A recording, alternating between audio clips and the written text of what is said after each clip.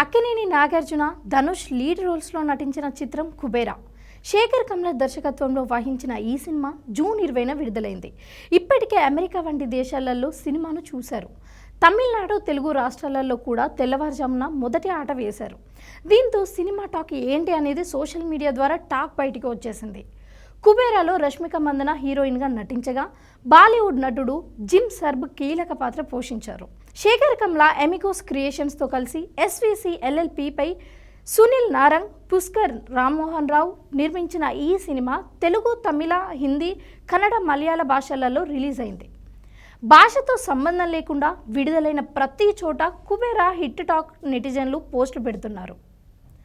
Shekhar Kammula and team blockbuster అందించారని ఎక్కువ మంది నెటిజన్లు అభిప్రాయపడుతున్నారు. ఫస్ట్ హాఫ్ అదిరిపోయింది అంటూనే సినిమా ప్రాణం, ఆత్మ అంతా సెకండ్ హాఫ్లోనే ఉంది అని చెప్తున్నారు. సెకండ్ హాఫ్లో ఎమోషనల్ సన్నివేశాలు చాలా బాగా వర్కౌట్ అయ్యాయని తెలుపుతున్నారు.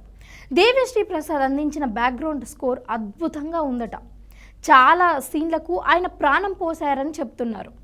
సినిమా చూసిన ధనుష్ అభిమానులైతే చాలా ఎమోషనల్ అవుతున్నారు. కన్నీళ్లు తెప్పించే సీన్లు చాలా ఉన్నాయంటూ కుబేరా నేషనల్ అవార్డు తప్పకుండా వస్తుందని అభిప్రాయపడుతున్నారు.